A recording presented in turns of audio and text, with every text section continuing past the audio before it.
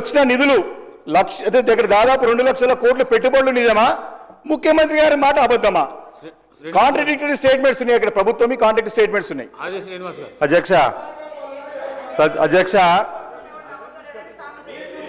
వారికి బడ్జెట్ పద్ధతులపై మాట్లాడాలని చెప్పంటే దానికంటే ఎక్కువ రాజకీయ ప్రసంగమే వారు చేస్తూ ముఖ్యమంత్రి గారిని విమర్శించేటువంటి కార్యక్రమం పెట్టుకోవడం తప్ప వ్యక్తిగతంగా ఈర్ష్యా భావము అక్కసు కనిపిస్తుంది తప్ప ముఖ్యమంత్రి గారు మాట్లాడినటువంటి మాటలు మా గౌరవ ముఖ్యమంత్రి రేవంత్ రెడ్డి గారు కానీ లేదంటే శ్రీధర్ బాబు గారు కానీ ప్రతిపక్షాలు భయపెట్టే విధంగా మాట్లాడుతున్నారు, పెట్టుబడిదారుల గురించి అనే మాట మాట్లాడింది తప్ప ఎవరు రావడం లేదు. ఎక్కడ అనలేరు అధ్యక్ష.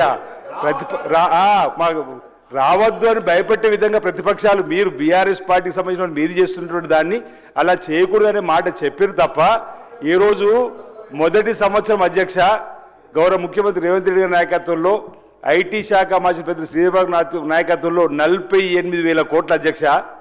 రెండో సంవత్సరము ఒక్క 178 లక్షలు 2 లక్షల కోట్ల పైచీలకు ఈరోజు ఈ తెలంగాణకు పెట్టుబడులు వస్తుంటే చూస్తూ ఓర్వలేక ఈ విధంగా, ఎందుకంటే వారు ఐటీ శాఖ మంత్రులు ఉన్నటువంటి మరి పెద్దలు కేటీఆర్ గారు లేరు ఇక్కడ, వారి హయాంలో రానటువంటివి బీఆర్ఎస్ హయాంలో రానటువంటి నిధులు తెలంగాణకు వస్తున్న సందర్భంలో పెట్టుబడుల రూపంలో 4th సిటీగా మనం వీరు అభివృద్ధించేటువంటి దాన్ని చెప్పడం వల్ల ఈరోజు వారు ఈ విధంగా వస్తున్నటువంటి దాన్ని జీర్ణించుకోలేక మాట్లాడడం సరైనది కాదు.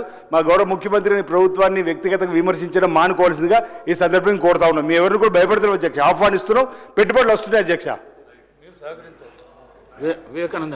థ్యాంక్స్ అలాట్ శ్రీనివాస్ గారు, మంచి మాట చెప్పారు అధ్యక్ష. దీనికి క్లారిటీ వచ్చింది ఇప్పుడు. అంటే మాకేంటంటే పెట్టుబడులు 2 లక్షల కోట్లు పెట్టుబడులు వచ్చినాయి, స్వాగతిస్తున్నాం. వారు చెప్పినట్టుగా తప్పకుండా దానిపైన వైట్ పేపర్ రిలీజ్ చేయమని అధ్యక్ష. ఇంతవరకు ఎన్ని గ్రౌండ్ అయినాయి 2 లక్షల కోట్ల రూపాయలల్లో? గతంలో 40,000 కోట్లు, ఇప్పుడు 1,78,000 కోట్లు. దానిపైన ఎన్ని గ్రౌండ్ అయినాయి, రాబోయే ఎన్ని రోజులు వస్తాయి, ఎప్పుడు వస్తాయి? దీంట్లో ఎప్పుడు కూడా డౌట్ లేదు. కాకపోతే నేను నా సందేహం ఏమిటంటే గతంలో ముఖ్యమంత్రి గారే రాష్ట్రం పరిస్థితి చెప్పుకుంటూ ఆ మాటలు నీ కూడా మాట్లాడద్దు, రాష్ట్రాన్ని వేరే దీంతో కంపేర్ చేసుకుంటూ మరి ఏం చెప్పారంటే అంటే అప్పులు ఎట్లా ఎవరు ఇస్తలేదని చెప్పారు. స్టేట్మెంట్ క్లియర్ ఉంది అధ్యక్ష.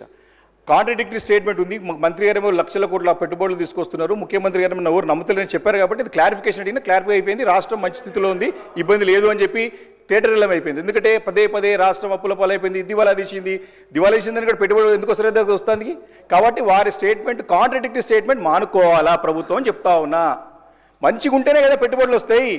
2 లక్షల కోట్ల రూపాయలు వచ్చినాయంటే స్టేట్ ఎకానమీ బాగుంది, స్టేట్ల కండిషన్స్ బాగున్నాయి, 10 సంవత్సరాల పరిపాలన బాగుంది, దాన్ని నెక్స్ట్ లెవెల్ తీసుకుపోవాలి మీరు. కానీ బాగాలేదని చెప్పేసి తప్పుడు ప్రచారం మానుకోవాలని చెప్పే ప్రయత్నం చేస్తున్నారు తప్ప ఇంకోటి కాదు. రెండోది అధ్యక్ష,